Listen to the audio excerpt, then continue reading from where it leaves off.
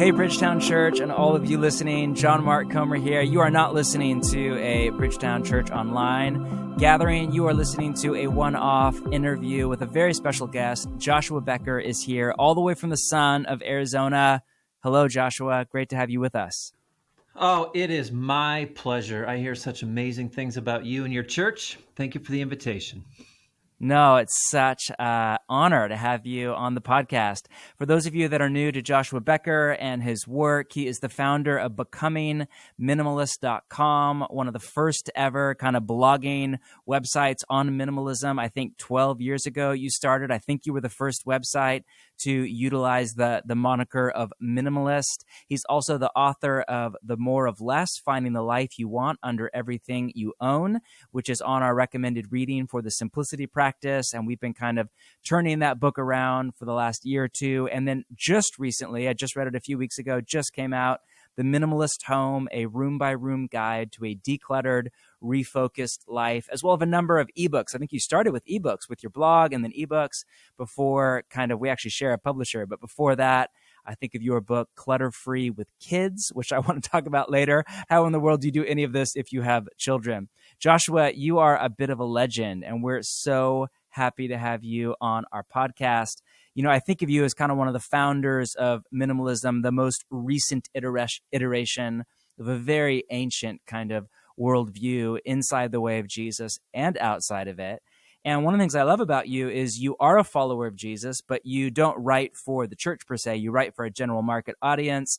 And, you know, you talk about your faith in a very open way and call Jesus the original minimalist, but yet you make it really open and accessible to people kind of across the faith spectrum, which is great. So I guess I just want to ask you, how did you come into the conversation that we're about to have? What's the brief, kind of abbreviated autobiography? And I know that people, if they want to know more, can read The More of Less or your blog, or I'm sure you tell that story on a regular basis. But would you just give us, and I'm sure you're a little tired of it, but would you give us kind of the abbreviated version of how you kind of got started on the journey you're on?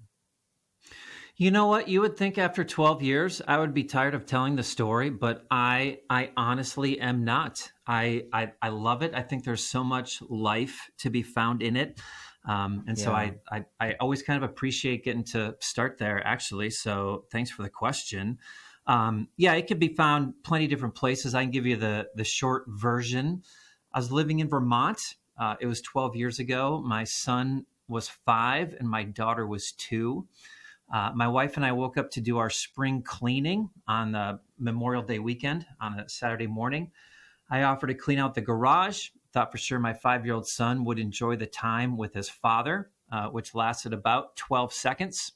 And he was in the back. 5-year-old cleaning the garage, yep. Not his idea of a good time. Shocking. He was in the back playing with his things. I'm working on the garage. One thing leads to another. Hours later, I'm still working on the garage. My son's rushing up about every 20 minutes to see if I'm done. I just keep pushing him off. I happened to have a conversation with my neighbor who was doing all of her yard work at the time. And we started complaining together about how much effort had gone into our morning's chores. And she says, she really changed my life with one sentence. She said, you know, that's why my daughter is a minimalist. She keeps telling me I don't need to own all this stuff. And I looked at my driveway, and here's this pile of dirty, dusty things I've been organizing and cleaning and hosing off. And I would have said, like anyone else would say, that I'm not looking for happiness in my possessions, and I knew my things weren't making me happy, yada, yada. But out of the corner of my eye, I see my 5-year-old son swinging alone on the swing set in the backyard where he had been all morning long waiting for me to come play with him.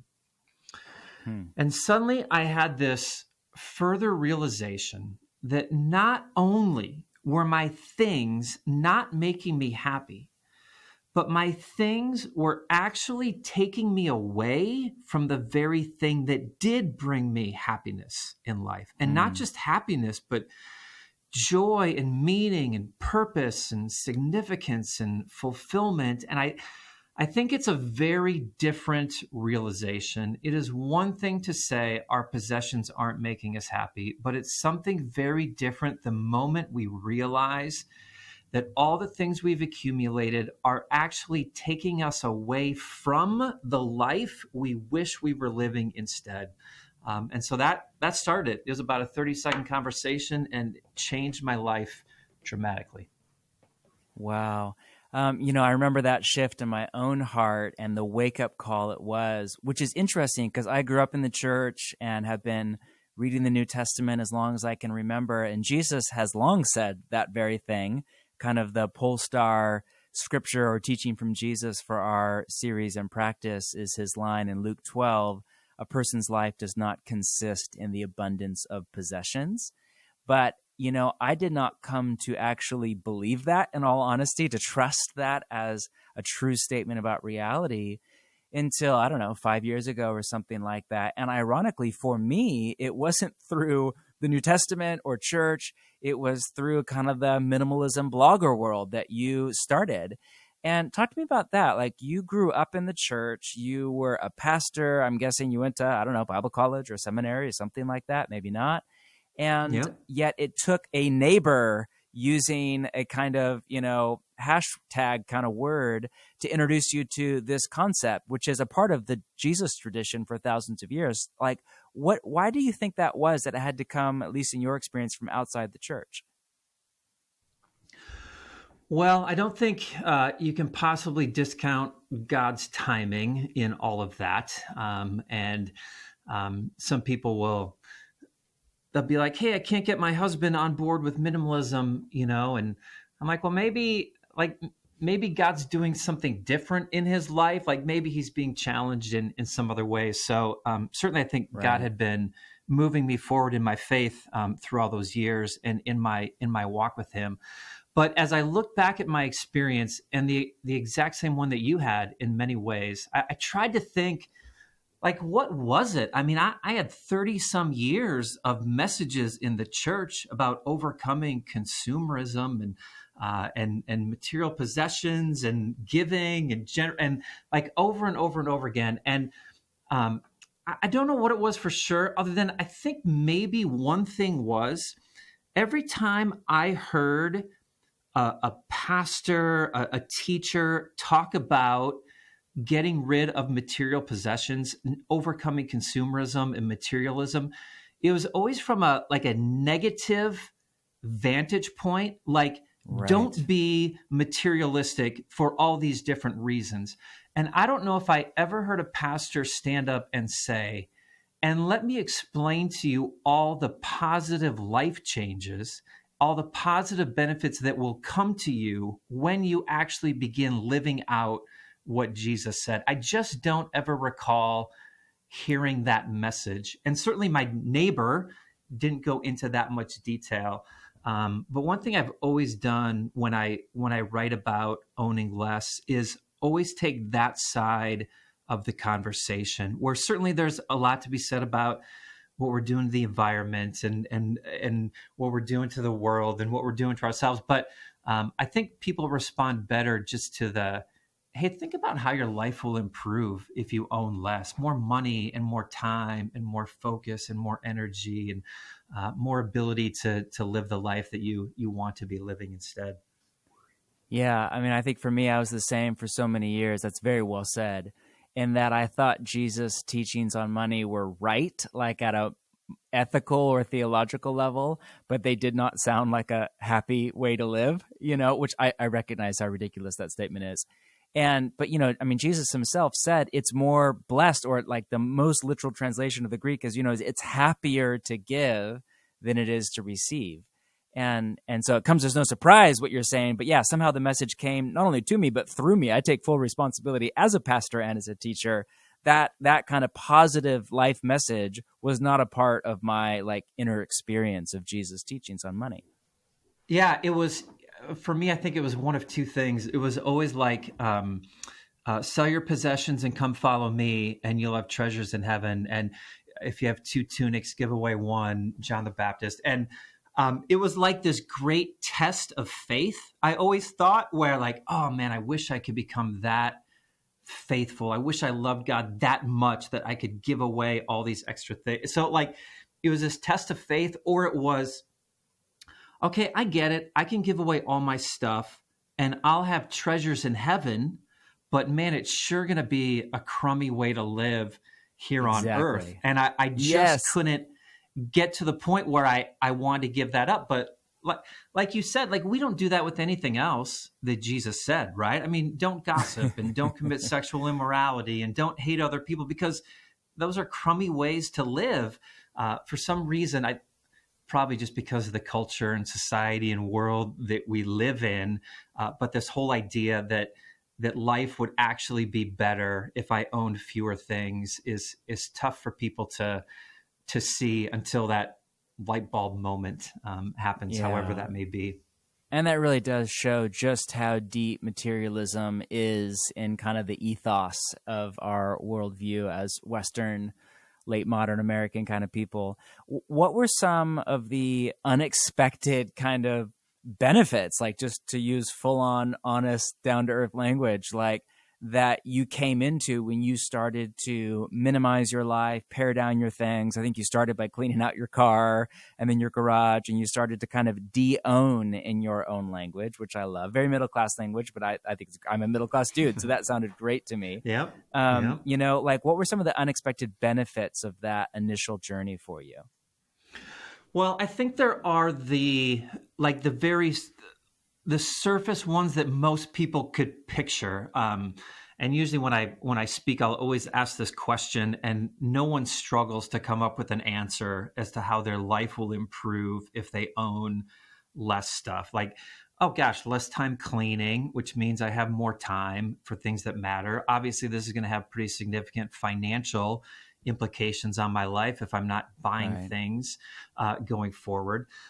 Less stress. Randy Alcorn says it so well. He says, every increased possession adds increased anxiety onto our lives, which is so true. Yes. He's a Portlander. Not in Portland, but he's about 30 minutes from here. Longtime friend, and his work on biblical theology of money and generosity is just stunning.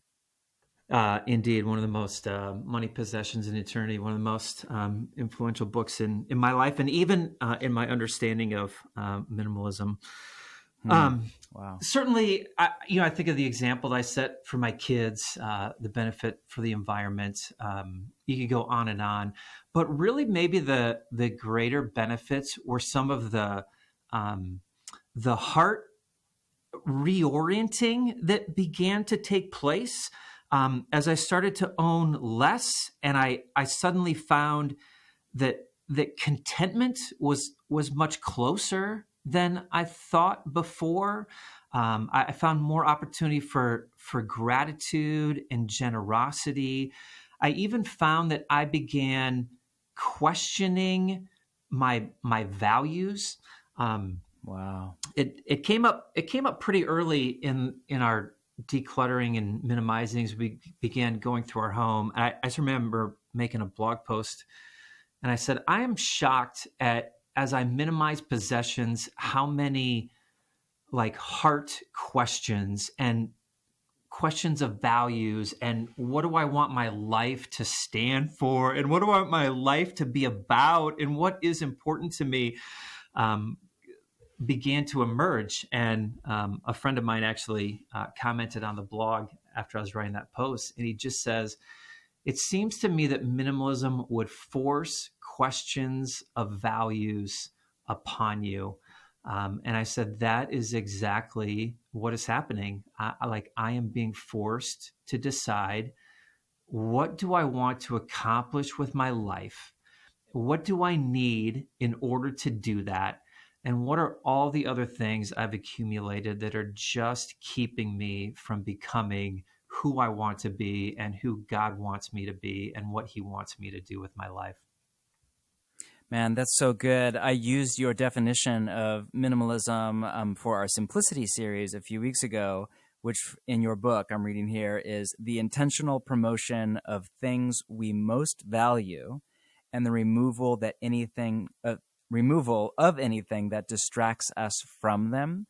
And, one of the things I love about your writing and your work and your perspective is your high value, not just for kind of values, but for purpose and intentionality. It's almost like a more intelligent way to live. I don't mean that in a snobbish way, but maybe a more thoughtful way to live, a more intentional way to live, a more kind of vision and values based way to populate your home or depopulate your home or apartment or car or office or life. So talk to us about the role that purpose plays in your kind of method and your view of minimalism and de-owning.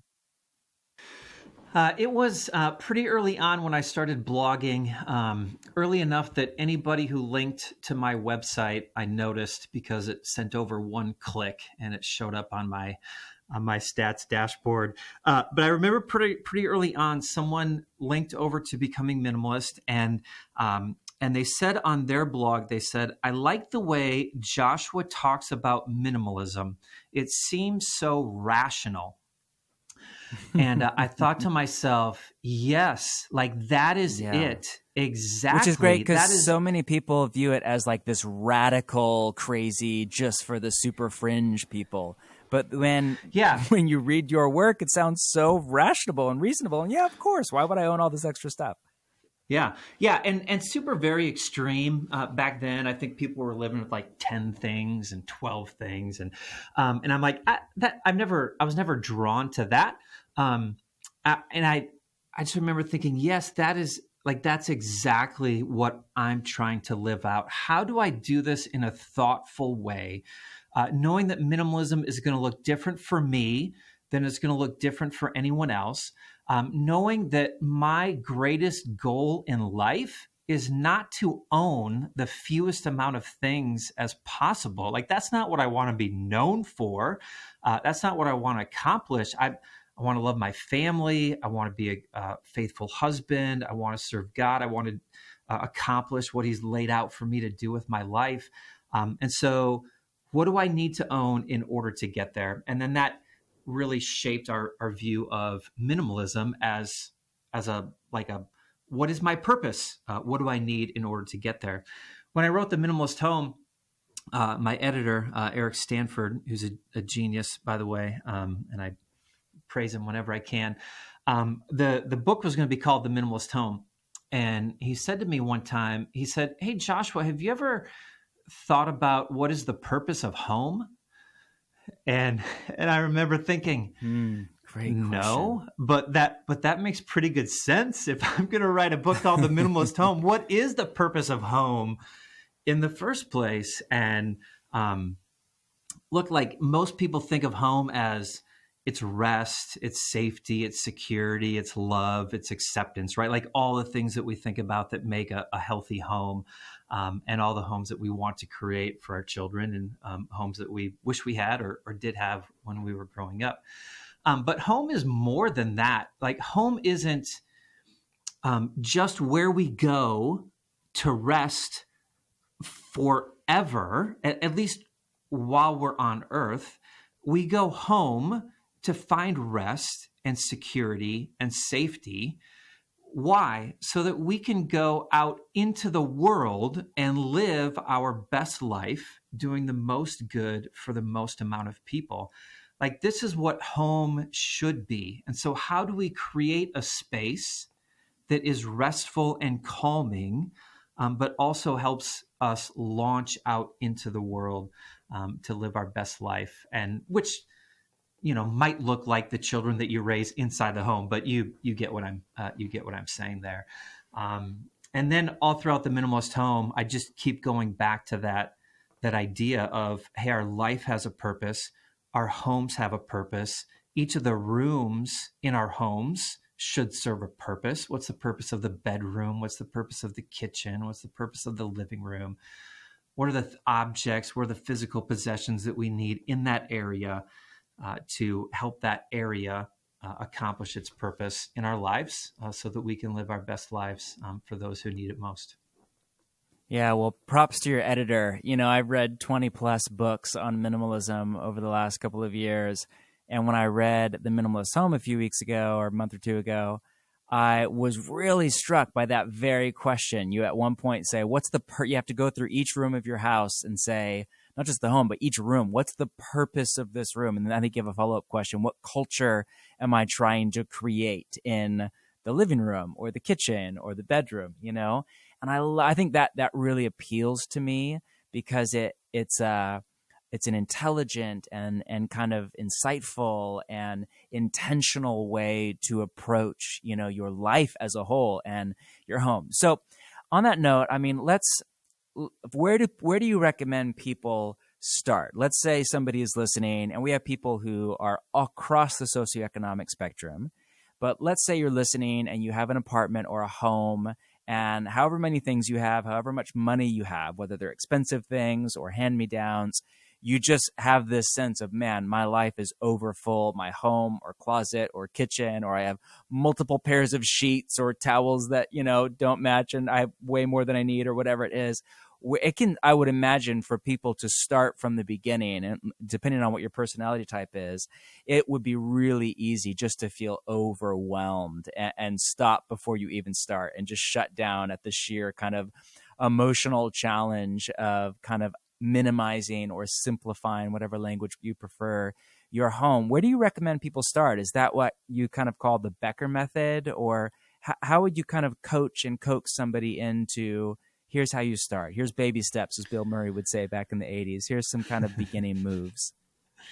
Yeah, there are a handful of people who can rent the dumpster and throw everything away over a weekend, but it's a pretty small number of people. Most people need a little more time. I need a little more time.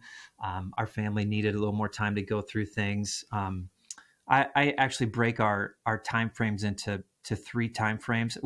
It took about 3 months to get through like the lived in areas of the home. Kitchen, living room, bedroom, those types of spaces. It took us 9 months if you want to count garage and basement. There was a shed in the backyard. And then we actually moved to a smaller home about 3 years later and got rid of even more things. So the overnight process doesn't happen for a lot of people. And I don't know if you found this, but when I started on the journey, it was the same thing. It took us months and months and months to kind of get through everything. I think we started with our closets, like our clothing. But then I remember doing 3 rounds, because as you're going through, it's like your worldview is starting to change, not just like how many things you owned. And so, like, you know what I mean? I remember going back to do a second round, especially on some of the like things where it was more emotional for me, like clothing, and then a third round, because like you start to get, so you get on a roll. And once you adopt that worldview, and once you start to really benefit just at a selfish level, more joy, more generosity, less anxiety, more time. Like once these benefits start to show up in your life and your schedule and your budget and your heart, it's like you become more passionate about it. So yeah, I feel like I went through that kind of 3 to 9 month journey 3 times. And now it's just kind of more maintenance or when we move kind of thing. Yeah, I would agree. Same thing for us. Like first it was initial sweeps through the different rooms. And then it was like, hey, this is great owning less stuff. I bet there's more that I can get rid of. And then there was even a later stage of, I wonder how I can like challenge my assumptions on some of these things. And do I really need this much clothing in my closet? Do I really need this many decorations or whatever it might be? But all that to say, I don't want to overwhelm people with that, because you're right. Because sometimes it is, and for most people, I think it just starts with, hey, let's just go room by room and let's just get rid of some of the things that I don't need. A lot of people, when they hear about minimalism, when they hear about decluttering, and they know they need some of it in their life, they will typically think of the hardest space or the hardest thing that they would ever have to get rid of. And so they'll think of their basement, which has years and years of stuff, or they think of the storage unit, or they think of their shelves full of books. And I try to encourage people, don't go start in the hardest area of your home. Like I could have spent an hour and a half in my garage and seen no benefit whatsoever, but I could spend an hour and a half in my living room and probably finish the entire area and begin to feel what difference it makes in my life. And so the Becker method, thank you for calling it that. I should trademark that, huh? What do I just got to put a T I in know. behind I it or read that. I something? thought I need the Comer method for something. It Yeah, just sounds right. fantastic. The method number one, like I would encourage people to know why they want to do it. Like, why do I want to own less? I want to spend more time with my kids. I want to get ahead financially. I want my home to be easier to clean. Whatever, even if I want to travel more, like decide that owning less isn't the goal. There's a promise behind It's the a goal. means to an end, right? Yeah. And then second, just start easy. Like, go start in the easiest room that you live in that you can finish. For most people, it's the living room.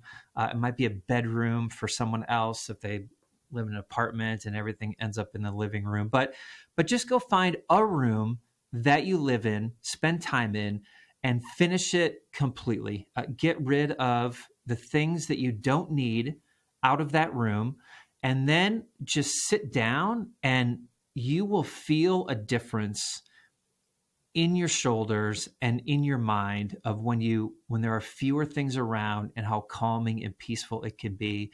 And then you use that feeling and you go to the next room, the next hardest room, and finish that one. And then the next hardest room and the next hardest room. And yeah, like you said earlier, I started in my car, and that's a great place for people to start because you can usually accomplish it in not too long, and you can feel the difference the next time you sit down in it.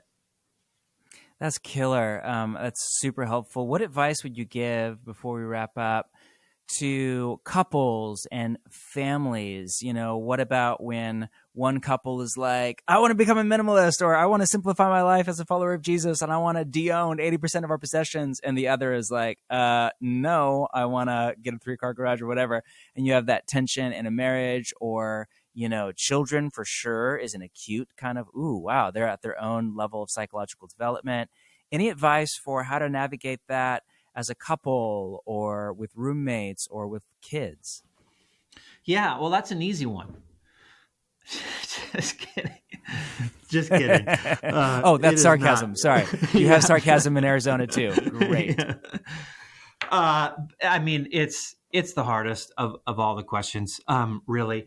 And I think it comes down to, first and foremost, if you have a partner, if you have a spouse, and they are not on board with what you're trying to do, I think usually there's some agreement.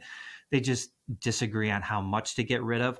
But if that's the case, or if there's no disagreement whatsoever, people don't necessarily want to hear this, but like, you've got to do your own stuff first, and you have to set the example. I mean, it's not, number one, it's not fair for you to hear about minimalism and think that it's something you need in your life, and then go home and make your spouse get rid of all their stuff, or make your kids get rid of all their stuff. Like, you have to go first. You have to set that example. The other reason you have to go first is it's always easier to see everyone else's clutter than it is to see your own. And it's easy to say, my husband has all this stuff that he doesn't need, but most likely he's saying the exact same thing about you. About you. So start with your own stuff. Bring in patience and love and humility and faithfulness.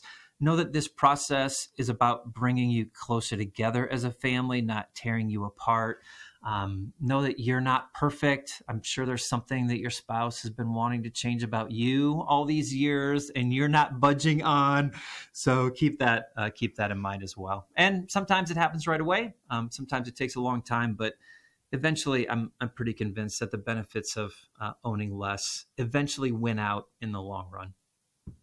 That's so great and so helpful. And, it's a process. And as a church, we're trying to do it like in a month, which is kind of a joke. It takes to do this at a deep level, takes, months of your life, depending on how much you own. Easier if you're like a single person in a studio bedroom apartment, you could do it in a couple of weeks. But for most people, it's a longer process. And one of the things that's so surprising to me before we end here is how emotional of a process it is. And I think one of the gift to me, even as a follower of Jesus, was just the kind of a new level of self-awareness of just how emotionally attached I am to my things and how irrational some of that attachment is. And, I think in a biblical theology of materialism, put into a very truncated version, it's an attempt to fill an inner void with the creation that really can only be filled by the creator, and this deeper desire for relationship and intimacy and love and acceptance and meaning and purpose and spirituality, and community.